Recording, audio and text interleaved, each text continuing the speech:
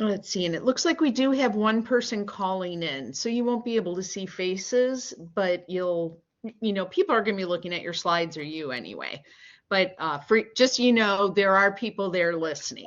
Okay. Tell them to watch the slides. Look at the Right. slides. Yeah, look at the slides. All right. I There's got been caught in the rain a while ago. Look at the slides. All Oh. right. Well, welcome everyone to our webinar here with Gamifying Reading with Reading Dragons. This is presented to us by the most amazing women from Casey Public Library, Sammy Bettler and Michelle Yates. They initially were going to be presenting this to us at the KPLA conference, but their session got shut down because we had horrible weather. And so they've graciously put it on hold and waited until we could get a webinar time set up for them to present it. So thank you both to Sammy and to Michelle for your generosity and patience, and also being willing to come back and kind of have to prep for presenting yet again. So I'm going to turn over the screen to you. First, a couple housekeeping rules. If you haven't, nope, you're already set. I was going to say to mute, but everyone's fine. If you would like closed captioning, to get closed captioning, if it's not showing up already, is you in the bottom right corner, there's that purple arrow. If you click on it, you'll see a gear. And if you click on that gear, there's, I believe, the third line down, it'll say display closed captions when they're available. And you could just click on that and it'll be there for you. Please do feel free to put comments or questions into the chat. I'll be monitoring that for Sammy and Michelle. And if by any chance you as the listeners cannot hear audio or things start getting sketchy with your technology, often if you go out and come back in, that's helped. And then alternatively, we do have one of my amazing colleagues, Kim Ursri, is here, and she's going to be helping too with the technological aspects, or if I'm already helping someone else, she'll jump in to help as well. So thank you everyone for coming, and this is being recorded so you can revisit it or share it later with your colleagues or friends, because I've seen the slides are great, and I've heard some of what they're going to be sharing, so we're in for a treat. So Sammy and Michelle, thank you for being here and sharing with us, and I turn it over to you. Thank you for having us. Let's go to the next slide. Right, so Amy did introduce us a little bit, but we'll go ahead and introduce ourselves. My name is Sammy Bettler. I am the Assistant Director at Casey County Public Library. I have my MSLS, and I have been here for 4 years. My name is Michelle Yates. I've met some of you through PLI and at the conference in Owensboro. So good morning, good morning. I'm the program coordinator here at Casey County Library, and I have actually been here for almost 2 years. I can't believe it. So we're going to talk to you about Gamify Reading with Reading Dragons, which has been huge. And if you have any questions, just type them in the comments or pop in. But we will try to, we have a lot of information to share. We'll try to go slow, and then you can ask questions or however you want to do it. It's great. So we're going to get started. All right, so if you've never heard of gamification, it is the application of traditional gameplay elements like points, scoring, competition, and strategy to other activities. So if you've played like Bookopoly, that is an example of gamifying reading. And so if you're kind of asking yourself why you should do it, there are a lot of really good reasons. We kind of looked into this to justify when we started Reading Dragons. And gamification increases engagement with things, because who doesn't like playing games? It improves accessibility to things. Some people, they can't read, a 300-page book in a day. And so adding other elements kind of levels the playing field a little bit. It improves cognitive development because it involves different strategies and different abilities that they can learn through the process. If there's not intrinsic motivation to read, which we find a lot of time, especially with teens or older kids, gamification provides motivation because they want to play, they want to get their next thing, they want to win. And it also promotes fun while building positive habits.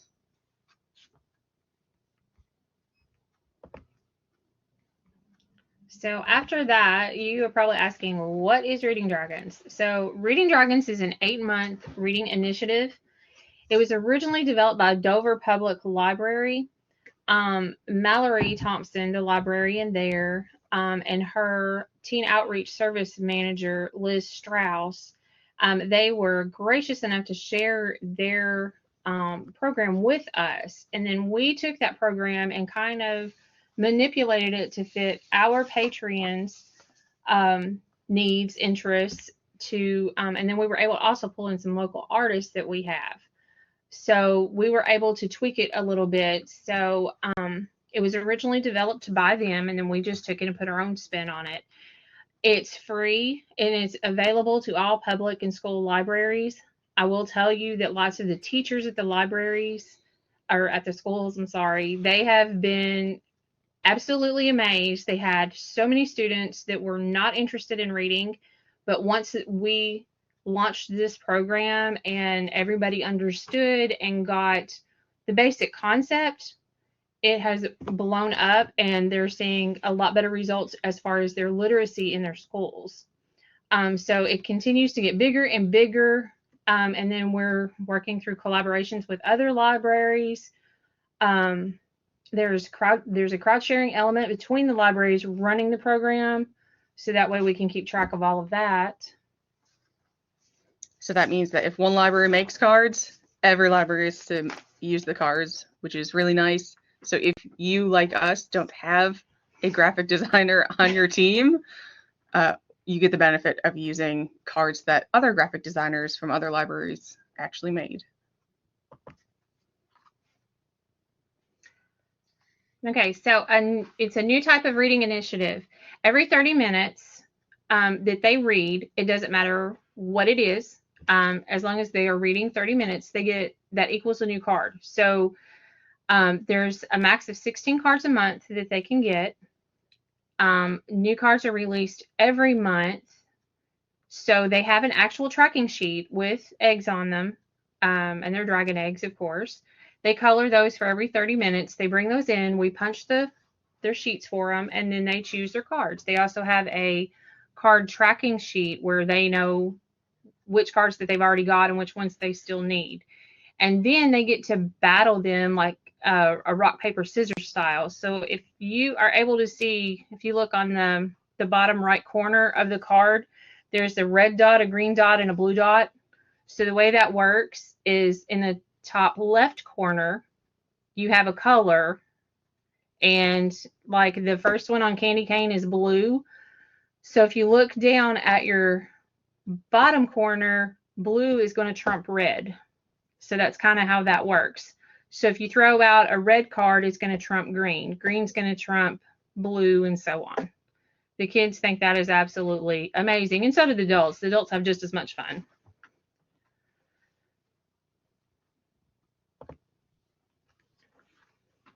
So we are just finishing up our first season of Reading Dragons. This slide is actually incorrect because we've had people sign up since then. So we are up to 479 participants. Our service area is 16,000. So for us, this is probably the biggest program we've ever done. We have everyone sign up ranging from age 4 to in their 80s. Actually, probably our most excited participant is in her mid-80s, and she loves it. She's bought Reading Dragons shirts. She's come to the battles. She makes sure she collects all the cards. So it is definitely a program for all ages. families participate in it. It is now Dover gave us the information that they spent about $3 a person for the program. Ours is probably closer to $1.30, but that number is not entirely accurate because we did have like cardstock that was left over from other programs, so we didn't have to buy all the materials at the start. So we were a little fortunate. It's probably, if you bought everything, it would be closer to $1.50, which for us, that's still really good as far as participation and everything. That includes the cards and the battles. We received a ton of feedback. We did surveys, and parents, a lot of parents, reiterated that their non-readers were interested in reading for the first time. We had a couple of teen parents, parents of teenagers, sorry. That didn't come out the way I wanted it to. Parents of teenagers that said that their teens would not read, and they started carrying around egg timers to make sure that they were tracking every 30 minutes. We had parents who, the little boy on this slide actually, he never read, and he started dragging his mother to the book sales to make sure that they had plenty of books for him to get his cards. The school system, like Michelle said, we received a lot of positive feedback from teachers about kids asking to stay inside during recess to get their last card. Our IEP teacher mentioned to us that she noticed that her students that were doing Reading Dragons actually improved their reading skills because they were practicing regularly. So we received a lot of really, really positive feedback, and we were very happy with that.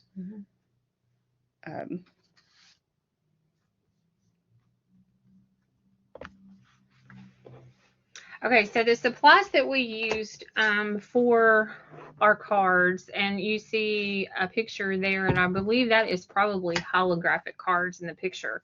Yeah. That's why they look funny. Yeah, that's why they look so strange, because the end result doesn't look like that. So each person that signed up for Reading Dragons, when they signed up, they received a little packet. We started out with binders, and we got a select few. Thank you to our friends group. And we got a few of those. And then when they first signed up, we got them. Then we found out that it was a little more economical, a little easier to put together if we actually used envelopes or folders, which we started out in the schools with folders. The kids were dropping them, losing the stuff out of them, and that kind of thing. So then we moved to manila folders, which worked fairly well.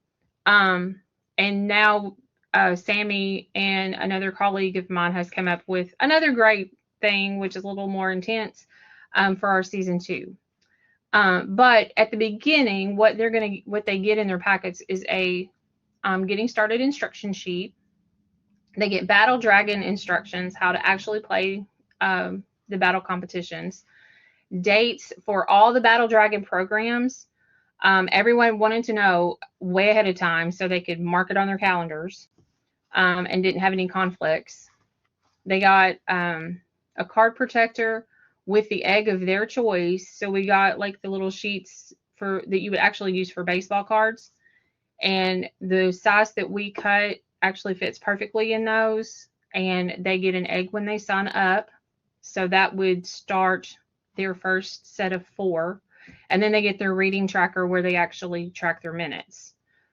So in order to kind of a little breakdown for you to get all of that started, what you would your basics needs to start with is cardstock, card protectors, toner, a Cricut. It's not necessary, you don't have to have a Cricut, but it has been tremendously helpful, especially when you're making cards by 1,000.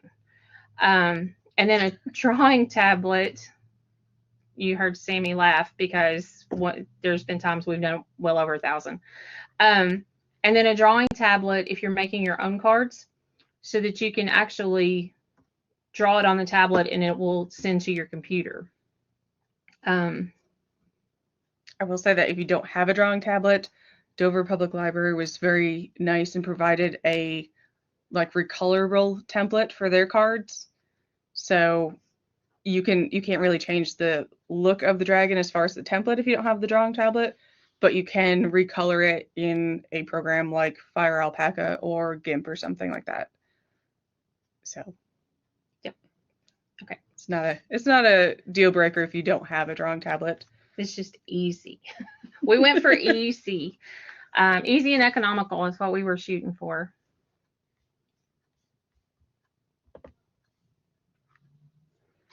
And once you have your supplies, of course, you need your partners, because this is not possible without partners. We definitely would not have been able to run it if we didn't have them. So we were very, very fortunate to be able to get a good group together. Of course, you have your school district. We reached out to all three of our elementary schools and our middle school. And we had 2 elementary schools that were interested in working with us. So one of our schools, it was the school librarian who really, really championed it. And she got probably about a quarter of her entire school signed up, which was amazing. What we found worked really well was we just set a day during the week, which our day is Wednesdays, and that is our school day. So we go pick up anyone who had tracking sheets that they dropped off, we pick them up, and then we'll fill all the cards, and then we'll bring them back on Wednesday. So they know that they have their sheets, and we did not do that to start off with, but we found that they were going on like vacations and stuff without their sheets because we just weren't getting them back in time. Local artists, of course. Like I said, if you are not fortunate enough to have a graphic designer on staff, which I suspect most libraries probably don't, it is invaluable to have a local artist that can make cards for you. Our participants really did enjoy the cards that we got from Dover Public Library, but our most popular cards were the ones that were done locally and by people that they could kind of know and they knew were from the town and everything. And we started with just one artist who did either one special card or one line each month. Now we are very fortunate. We are up to 4 artists, which is amazing, for season 2. So basically, once it gets started, more people were hearing about it, and they're like, hey, can we draw? And we're like, yeah, absolutely. We did partner with a local store called Liberty Gifts and More. They did merchandising. So they made us Reading Dragon shirts. All of our staff got one, and they sponsored the shirts so that it was really, really cheap. And you'll see on the slide, there's a picture of our friends group actually with their Reading Dragon shirts. Our staff also got shirts. So they were basically walking advertisements of the program. And, you know, when we had battles and days like that, we made sure that we were wearing shirts. We also did a fundraiser with Liberty Gifts and More. Our friends did that so that people that were participating, if they wanted a shirt, they could get one, and then proceeds just went to the friends to support Reading Dragons. And then, of course, our friends of the library, which if you don't have one, I highly recommend getting one, because they were so helpful. Because when our local librarian signed up 170 kids, we were a little panicked because we do not have staff to pack 170 packets. But our friends did come in, you know, on a dime and helped us actually get it done. So definitely leverage your friends group if you can. Yeah, they were phenomenal and instrumental in helping us get all of this kicked off, implemented, dropped off, where everything needed to be. They were amazing. And the bottom picture does not have everybody in it. The friends group has actually grown a little bit since that picture was taken. So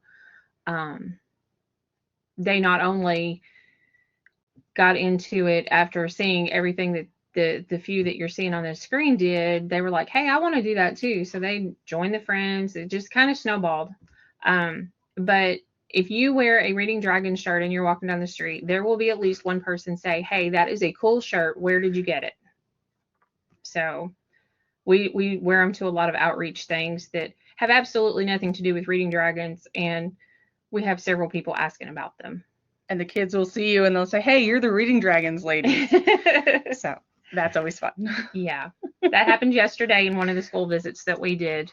Yes. Said, hey, are there, and what we're also doing this summer is we're implementing Reading Dragons into our summer reading program. So the month of June, they will have a special dragon, which I don't have a picture of, but it's Air Jordy, and we're doing a Route 66 theme. And we're actually going to be starting in Chicago. So he has his Michael Jordan jersey on, and he's ready to play basketball. And then we're going to end up on with some very famous donut shacks out in the west, out western United States. And we have Sprinkles donut, and Sprinkles looks like a donut. So he looks as yummy as he would taste as yummy as he looks. We don't recommend eating dragons, though. Yeah, that's not a good idea.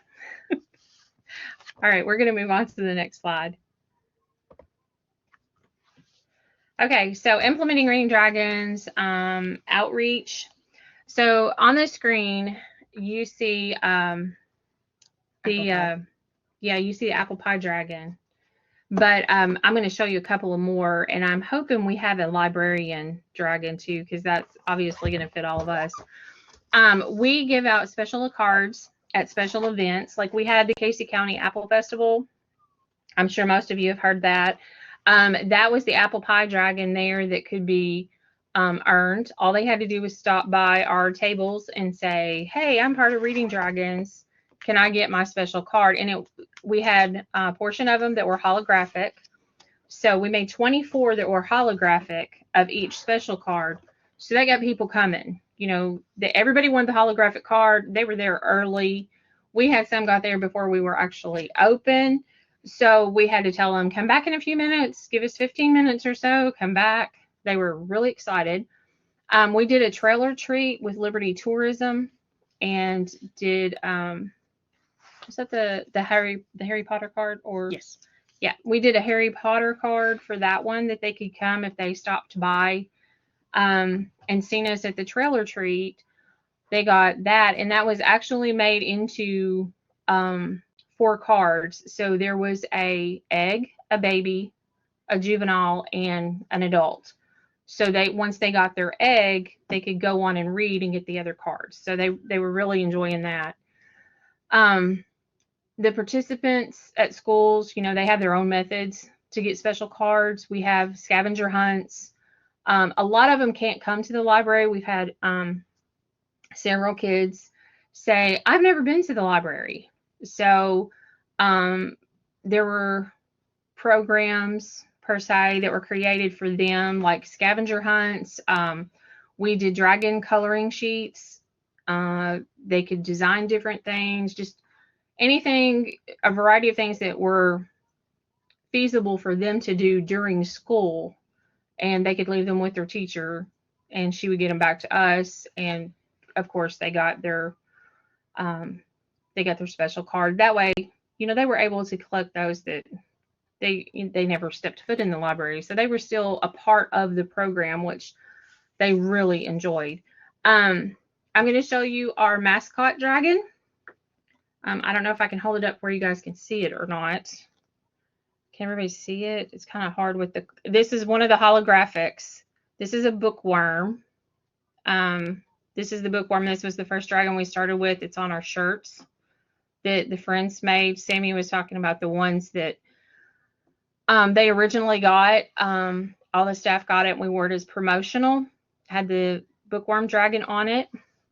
We just had Earth Day, and that was huge. This one was one of the popular ones.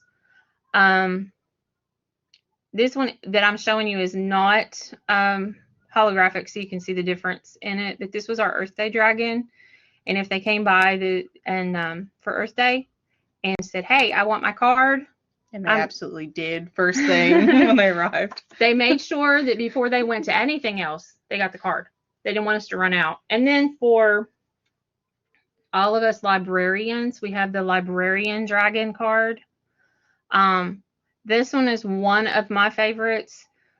I have several, but this is one of them. This was one of my first ones, and I don't know, it just seemed fitting and just so relaxing. So those are just a few, 4 cards there that you guys can see where we're taking off from, but a lot of them are very, very unique.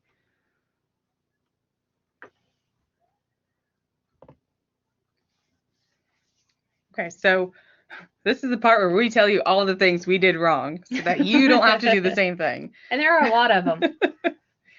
We learned, it was a learning experience. Dover Public Library did provide a lot of really good tips and tricks, and they also had a webinar that we watched. But they did not cover everything, and we found our own interesting pitfalls and muddled through them a little bit. So we bring them to you so that you don't have to. The biggest tip is to make sure that you get buy-in from the community early on and generate buzz and interest. That includes reaching out to the schools, reach out to local businesses, see if they want to partner on anything, let people that might be interested in participating know that it's coming up and what's going on. You definitely want to get people excited about it because it is a very, very long program. 8 months is very ambitious, and things can definitely die over that time. The excitement kind of fizzles out a little bit. So anything you can do to keep the interest up is great. So we did monthly releases of new dragons, which people really liked because they never knew what was coming up. So they knew on the 1st there'd be something to look forward to. They'd get new ones. And then, of course, we had special dragons, which, again, we kind of announced them as we went. They were always a surprise, and what they had to do to get them was always a surprise. And this goes also for if you're working with the schools. Make sure that whomever you're working with is excited about this. We did have someone fizzle out at one of the schools almost immediately. They decided that they really didn't want to do it because it is a lot of work on their part, getting the sheets and coordinating all that.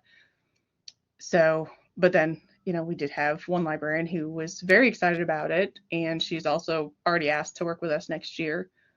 So just make sure that your contact is as excited as you are. Kind of ties into that. Make sure you release new cards every month. I know Dover did a checklist of all their cards, and I think they had that available ahead of time. But we decided for our patron population, they like surprises. So we decided that we weren't going to tell them ahead of time all the cards that they could get, partly because we didn't know. It was chaos, but partly because it gave them a surprise every month. So I highly recommend you don't do the chaos method. It's a very popular method, but it is not very effective. So next season we have started planning ahead of time, which will make it a lot easier, especially on you as you're printing and getting things ready. But do make it a fun surprise and something for them to look forward to. And I highly recommend, if you have any special cards, make a limited number of them holographic. We intentionally didn't make a ton of holographic ones because it adds urgency and it gives people an incentive to come early and make sure that they stop by and pick things up, which worked really well. It's a marketing technique. It really did, yeah.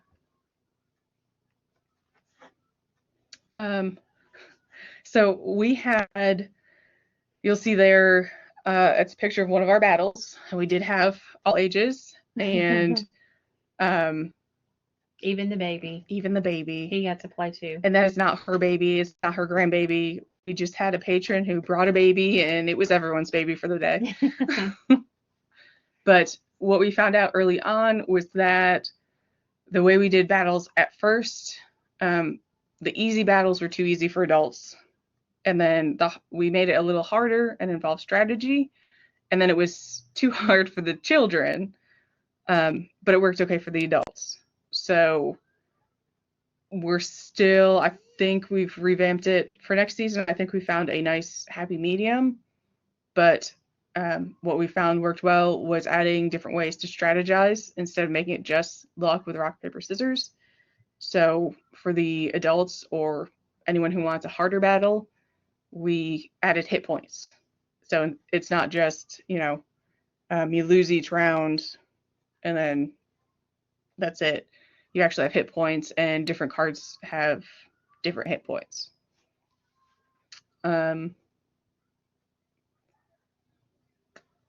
Take any outreach opportunity that you can to recruit more participants. So, I mean, as librarians, we're always out in the community, and it's not always feasible to add a Reading Dragon component to it.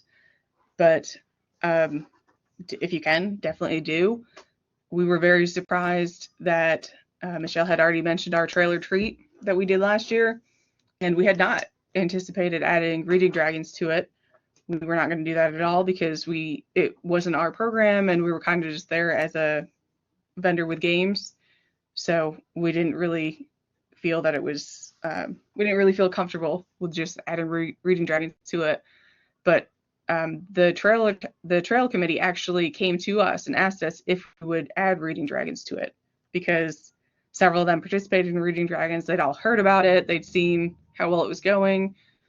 And so we did go ahead and add it, and it went really, really well. And we actually had like 30 or 35 people sign up additional at that outreach. And so every opportunity since then, we've just added it to our outreach, and we do get quite a few people that sign up that had never heard of it. So we actually got a couple of teachers from one of the local elementary schools. He was like, I hadn't heard of it. And we'd been advertising through the school repeatedly. And he walked up to me and he said, I've never heard of this. What is it? He signed both of his kids up. He took information back to the school, and we had some of their actual, his students in his room. And then some of the other 4th and 5th graders from the same elementary school signed up. So it worked out really well. We have not done school versus school battles, but I think that's really cool, and it would be really cool to do. We are trying to really get the elementary schools on board for the next season, because we only kind of had one really take it on last year. Actually, I have a meeting today with one of the principals about it. So I will definitely float that and see how that goes. That's a great idea. I mean, that would be a lot of fun. And I definitely know 2 of the principals would love it. The one next door, and definitely, because we have 2 elementary schools that are already competitive enough, especially when you mention basketball or academic team or anything like that. They are all over it. So I can definitely project seeing a huge battle going on there. Oh yes, especially if they throw in some pizza. Pizza's always a win. Ice cream's a great treat too. So if they throw in a big pizza party or something, I definitely see that working. And when you do your battles, if you always provide food, we always do, because food is a big draw. But they love Pop-Tart bites, we have found. I don't know what it is. All ages love them. They go crazy when we bring the Pop-Tart bites out. Yep. Of all the snacks we've tried, that's been it. I think we already talked about making sure that you get sponsors, because it is kind of an expensive program. So if you can get people to help, we have been very fortunate that next season we approached our local bank, and they're like, yeah, how much do you need? And we're like, well, here's what we're thinking about doing. They're like, great, we'll pay for all of it.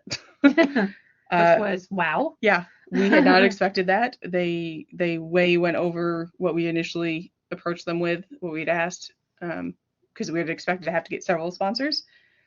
So if you have any community members that you think would be good to work with, definitely ask them, because the worst they can do is say no, and they might surprise you. I don't know if you can see what we're doing next year is we've got these little envelopes that button up, and so at the very top there's a little square there, and we've just put that they were sponsored by our bank, and the bank was perfectly happy with that. If you have a local grocery store, they are very willing. You might be able to hit them up for some Pop-Tart bites. We have 2 local grocery stores that are very good about donating to us when we ask them for something specific. or at least, giving us a cost, giving it to us at cost. So we are able to save a little bit on the snacks and stuff. And I saw Angela typed in that you were looking at doing it with your middle and high school in the fall, along with your elementaries. That's great, because we really thought that it would be a little bit younger. It would either be a younger crowd that would be excited about it, or it would be an older crowd, because our adults are always like, we get left out. What do we get to do? Can we participate? So it's great because all ages can do it, and they can do it as a family. So they use it as a family time to come and battle, and so it's a great outreach. It really is. And we talk about, every library has trouble getting the teens involved, but I will say that our regular participants were teenagers, and they came to we had several that came to almost every single battle. So if you can hit with the Pokemon crowd, they like collecting cards and battling them. It's something they're familiar with. Oh, did you already hit? Sorry. I was trying to help you. I was trying to be helpful, guys. Sorry. Our computer's a little slow too. It is a Friday for all of us.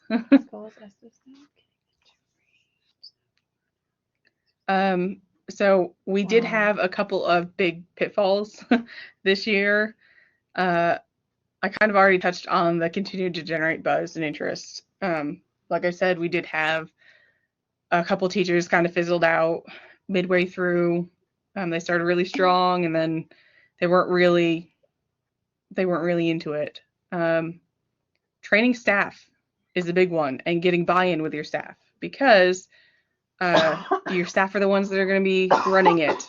We have people that come in at the front desk to get cards. So your front desk staff need to know how to do it, how to hand out cards, answer questions, anything like that. We actually recommended that our staff participate, and we did have about half of our staff did participate in Reading Dragons themselves. And so they were really able to answer questions because they were also going through it. They knew what was going on. And then, when we sat down at the end of it and kind of asked for things we could change, they gave us some good feedback also. So make sure that your staff's on board. I will just say I participated as far as collecting. I did not battle, because every time I battled, I got beat, and I was in the kids group. So that was usually the group I hung with to make sure they didn't cheat and that kind of thing. So then everybody wanted to play against me. I always got beat. So we actually had a 4-year-old. Well, she just turned 5. And she would beat me every single time. And she told me that I was cueing myself before I did it. Before I would flip my card, I was cueing myself, so she always knew what color I was cueing. So don't cue, don't make any kind of movements. Have your poker face on, so to speak. Y'all, these little kids are brutal. They take battle seriously, and they bring their A game. So if you're not prepared, oof. Yes. As far as, let's see, Amy said that we can share the artwork, yes. And actually what we do is Dover Public Library is the one that has the base files for everything about the program, and they do have a crowd sharing. So there's a folder where you can share all of your artwork, which we have done. We've uploaded our dragons that we've made here. They also, any other library that's participating, they upload their artwork to that folder as well. We've taken some from other libraries. It is a really neat idea. As librarians, we're used to sharing all sorts of stuff all the time. So absolutely, we think it's great. We just did a monarch dragon from some other library. So if they want to get started, they will have to contact Dover for that link, and which we do have on a slide here at the end, because they have access to that link. If someone misses the initial sign up, they can join at any point. We had people sign up at Earth Day last month, which our program actually kind of ended. Well, it will end on May 20th with a finale, but we've told them anytime they want to sign up, they are more than welcome to come in until the very end. We also had a, speaking of the finale, which a lot of people are really excited about. Sammy and another colleague have worked super hard on putting together some really cool things. I can't wait to participate myself. But they actually put together a contest for the patrons to draw their own dragon, to design one for themselves, bring it in, and we let the patrons and staff vote on them, and had them narrowed down and everything. So they're actually going to get their design printed on a card to be given out at the finale, and that was huge. Everybody was really excited. So now everybody's gearing up for season 2. We haven't even got the finale done, and they're gearing up for season 2. So there's a lot of generation on it. Yeah. Try to have contingency plans, which we did not, because we were expecting, 100 people. If 100 people signed up, we thought that would be ecstatic. That'd be a great program. So 100 was our stretch goal. We got close to 500. So it's a little panicky. And our printer went down right in the middle of it for about 2 weeks. So we had no color printing for about 2 weeks. It was very stressful, and I don't recommend it. So make sure that you have a backup in place just in case stuff like that happens. Our Cricut also kind of gave up on everything in the middle of it. Cricuts can be a little finicky at the best of times. So, and we did not have a backup for how to cut them out without the Cricut. Thankfully, we were able to get it working. But for season 2, we will have backups. And I highly recommend that you also have backups just in case. One big thing that we also found out was when we started, we released 5 lines of dragons each month, and people were only allowed to get 4, and they did not like that. We had thought that, maybe if they didn't like a line, they'd skip it, or it would give them a reason to, come back next season. But what we found is they really wanted a chance to collect all the cards. Mm-hmm. So next season, we're only releasing 4 a month, and I highly recommend that you just let people go ahead and collect all the cards, because that was the biggest feedback in our surveys, was they wanted all of them. Yeah, they didn't like not being able to get every single card in that binder. So, because I had several kids say, but I read, but you're out of eggs. Yeah. So it was very hard to explain why to some of the younger patrons, why they couldn't go on and get the rest of those cards. So that's a good change for next year. And if you look at this picture here, that is actually a program we did with our 4th graders. They were very fortunate. The school is right next door, and they were doing Raging Dragons. So they came and did a library visit. So we did Dragon Eyes out of clay, and they were incredibly creative, and they had a blast with it. And that's kind of how we helped keep Reading Dragons up to them, was every couple of visits they did, we did something that involved Reading Dragons.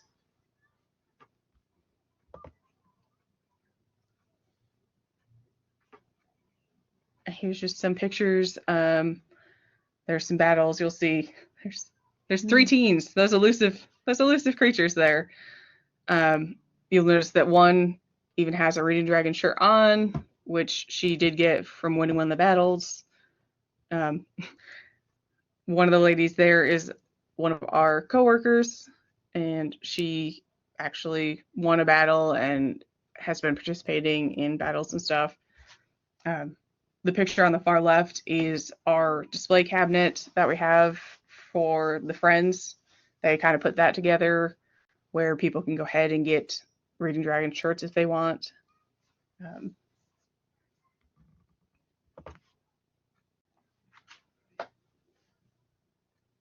this is all the information you need. So this is our contact if you want to get a hold of us, if you have any questions. And then if you want access to the folder to get all the materials that you need to see what other libraries have come up with, you will need to email Mallory Thompson. She's been informed to kind of keep an eye out if any of you reach out to her. She's very, very, she's great. We've been working with her, and she's been really nice as far as answering questions and anything that we have come up. Okay. Are there any other ways we generate interest? What else have we done? Well, we did special cards every month, and the way that you get special cards is always different. So we do have some cards, like we mentioned, like the Trail Town and stuff, where you have to go to an event to get them. But some of them are just, we had a library scavenger hunt. Come in and do the scavenger hunt and you get your special card. We had a breakout room that you could schedule a time for a month to come in and do the breakout room, and you would get your card doing that. That was an absolute huge hit, by the way. We had the breakout boxes. You know, you had to solve the riddles and get the code, open the box, move to the next one. That was huge. And then if we have patrons that are younger, that those are just too difficult for, we have a dragon themed puzzle that they can work. It's maybe I think like 50 pieces or something. 60-ish, somewhere right in there. Pieces, they can put that together. That probably is going to have to be a little higher because the one little boy that worked it, he's like, that's just way too easy. So he had it done in just a matter, just like 3 or 4 minutes. And he's like, that's too easy. And that's all I have to do to get my card. Cool. So we're probably going to have to find another puzzle that's going to be a little bit harder. But I mean, just kind of things like that, just things to bring them into the library. We've had beanbag tosses. Actually, we're going to have one at the finale. I'm trying to think of different things that we have done. We have a newsletter, yes, which is a big thing. We actually use S'more for our newsletter and it's really easy to use. Any of our staff can use it. It goes straight to their email. So when they signed up for Reading Dragons, we just asked to provide their email if they wanted to be on the newsletter. And then we only send out, we try not to do more than like 2 a month. The first one is always the new releases for the month, and then the winners of the last battle. And then if we have any special cards, we might send out a second newsletter and just say, hey, don't forget that you can get the special card this month by doing this. And those get looked at pretty well. I mean, yeah. we've got our general newsletter that does not get looked at as well. But they make sure that they open that Reading Dragons newsletter. We've had coloring contests too. We've had like where they would color a dragon. They came in one time and we had graduated dragons. Like we had a baby for the younger ones, one more kind of geared for teenagers, and then of course one of the adult coloring sheets, you know, as you know, are very tedious, which I don't do. But they could come in and pick which one, unless they were young, and then they automatically just got a baby. But we did have them do that for a special dragon card one month. I don't know. We just try to find a variety of different things. But I think one of the big things that we figured out very, very quickly was if you're choosing to do this with your library and you're setting battle dates, set those when you do your planning. We went for the last Tuesday of the month. That was just easy for everybody. They knew it. We kind of stayed away from the ball games and stuff because around here, once baseball, football, soccer season starts, you don't see anybody. You're done. Except for Reading Dragons. Reading Dragons has been consistent. But once you set those battles, try everything that you possibly can not to switch them, because once you switch them, you do lose a little bit of interest on the battles. But the excitement about the program itself stays pretty consistent. And if anyone else has any questions, we're more than happy to go ahead and answer them now.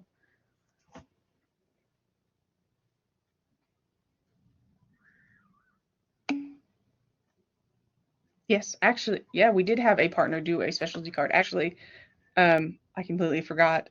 We did a Pokemon party last November, and the gentleman that owns Liberty Gifts and More, he did us like a kind of a dragon based on Eevee. And so at the Pokemon party, they could find the egg, and then they had a whole quest that they had to go through to get the adults. And of course, there were 3 different types of adults, because if anyone plays Pokemon, you know that Eevee evolves into multiple things. And we actually had a challenge. You could pick which one you wanted.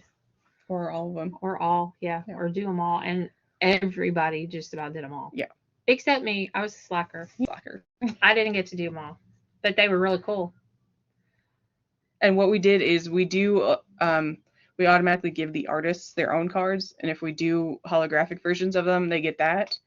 That was one thing that our artists asked for, because they do participate in the program. And it didn't seem very fair for them to draw a card and then not get it if they were busy that day or something. So we do make sure that they get their cards. Holographic cards are huge. And if you do just a select few, which we did 24 of each card, that's like a big push that gets everybody going, because then you've got that race of, can I get a holographic card this time? So of course you have kids that have to wait on their parents to come in, but most of the parents are willing to do that just because their child's reading. So we actually changed the strategy component that we used because it was a little clunky this season. So what we do next season in their sign-up package, they'll actually get this little sheet here. And I know you can't read it, but this is a cheat sheet for 2 different types of games. And we decided to kind of move away from the age gating that we did, where we said, kids do this game and adults do this game. Some adults did struggle with the harder strategy, so we just renamed them.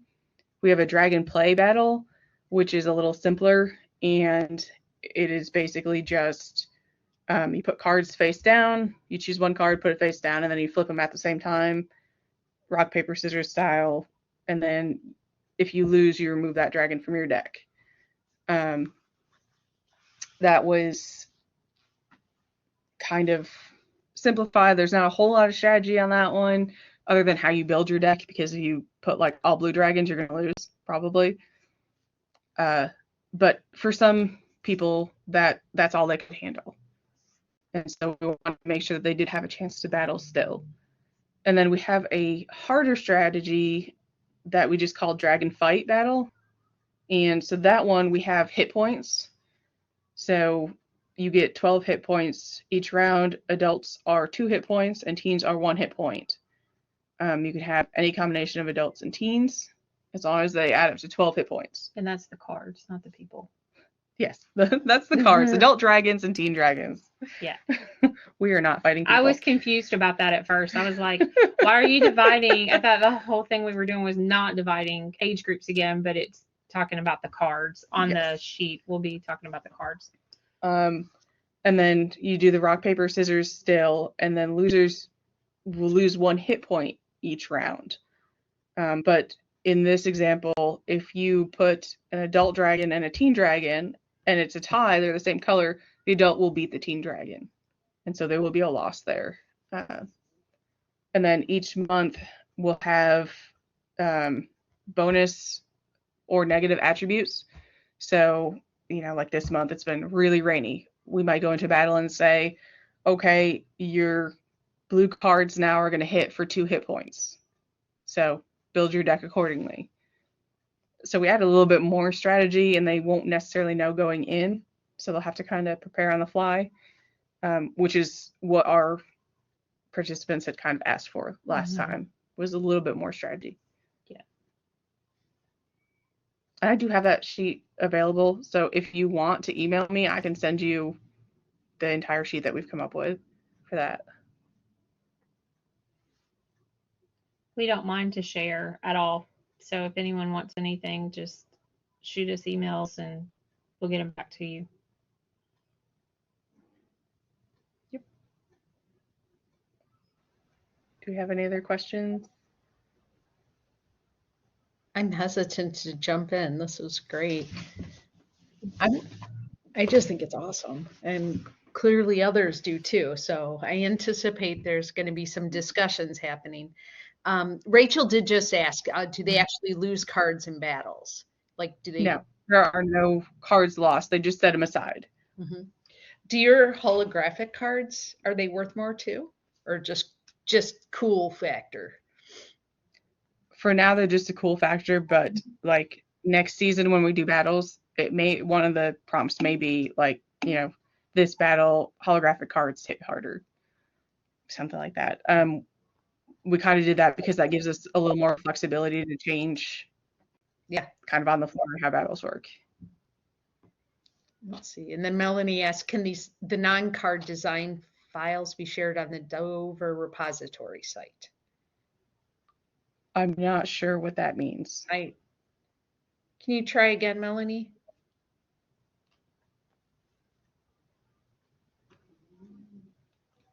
Mm-hmm.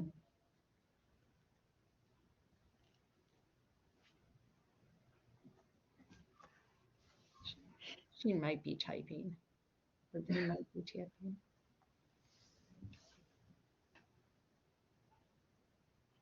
Or maybe she's talking about like your other files that you're using, like you just showed the card and that you're going to be passing out. Maybe like the other forms, like that, the battle instructions and stuff. Oh, Yeah. We have not shared them on the Dover site, just because, I mean, there are some that are shared. Yes, absolutely. That's part of the beauty of the crowdsourcing, is that other libraries have done things differently. They have shared some of the things they've done differently. They've shared some of their programs and stuff, but we have not shared our things on that site. okay. Oh, good. We guessed well. How many cards do kids need to be able to play? I would assume one at least. Yeah. Well, Nice for a handful, right? The simplest battle requires 12 cards, but we've let kids play with less, and we've just said, if you only have 6 cards, then your opponent is only going to use 6 cards.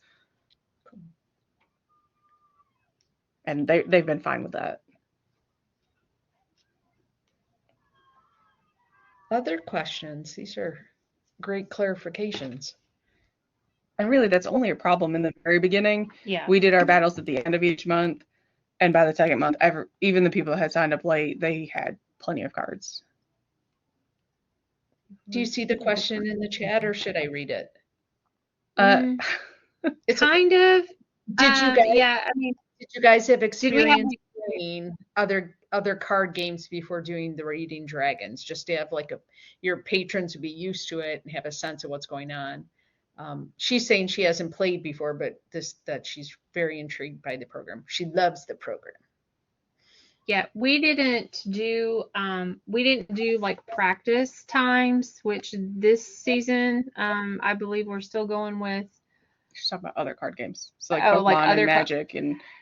Okay, Pokemon. I was like Pokemon battle. Pokemon. We did a Pokemon program, and we're expecting 60 people. We ended up with 107. So some things yes, and some things. Michelle's never played card games though. Not like Pokemon and stuff. No, I'm like no. I used to collect Pokemon cards. I did Garbage Pail Kids. I battled them occasionally, but not very well. But I collected them very diligently. So Pokemon is huge around here, but if you do anything other than Pokemon or Reading Dragons, we don't get a lot of interest. You don't really need any sort of knowledge going in. If you tell people that it's similar to Pokemon or those kind of card games, they'll know what it means, even if you don't. They're hooked. Yeah, that's what I tell them. Like, we were at the school yesterday presenting for summer reading, and I mentioned Reading Dragons, and I did have a few ask me, what is that? And then as soon as I said, do you know anything about Pokemon? And they were like, yeah. And I said, it's like Pokemon, but you use dragon cards. And then I showed them a couple examples, and they were hooked. Well, it depends on how much time. because we've only done this, well, we started in September, and our cards have held up since September. I know some libraries I had seen did laminate their cards, but we did not think that was cost effective because, like Michelle said, we have printed thousands of cards. But we have not had any problem with our cards not holding up, especially since we gave them the card protectors and they use them pretty well. We do let them come in and exchange their cards. Like if they do bend them or tear them or whatever, they can come in and get a new one. It's not a big deal. But I think we only had like one person do that. Yeah. Unless you're like me and you're sorting through them and you knock over a bottle of water, the colors will bleed if they're not holographic. But other than that, yeah, like Sammy said, we've only had one person that actually needed a replacement. They take really good care of them.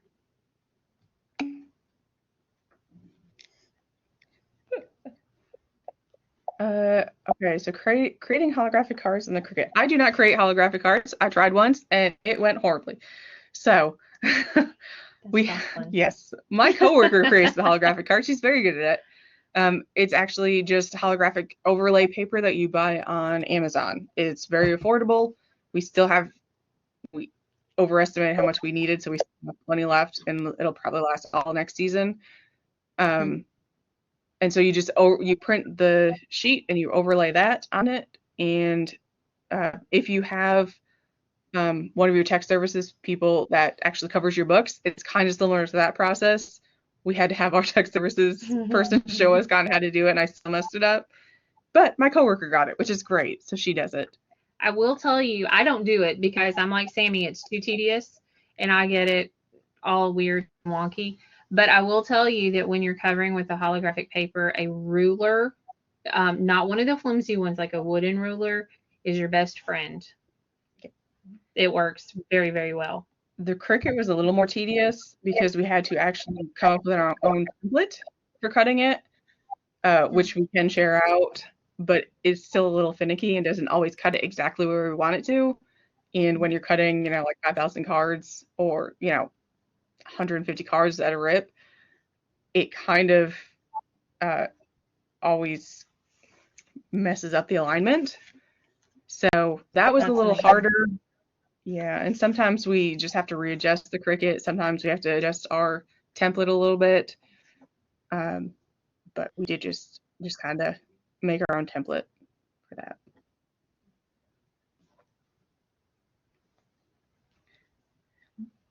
Well, I hate to do this. We're a little over time, and I want to be honoring of those watching and also of you guys who presented for us. As we mentioned before, just please feel free to contact both Sammy and Michelle. They're very open and receptive to questions for sure. You guys, what a great presentation. Obviously motivating people and obviously resonating from the chat, just going great with asking more and more details. So thank you guys and sharing this with us. And I'd say please expect some emails from people. So that's also a wonderful sign. So thank you everyone for attending. And thank you especially to our presenters. And we also thank IMLS for this opportunity to share this webinar. And I appreciate you guys. All right. Thanks again. Take a big breath. It was wonderful. All righty. Goodbye, everyone. Thank you.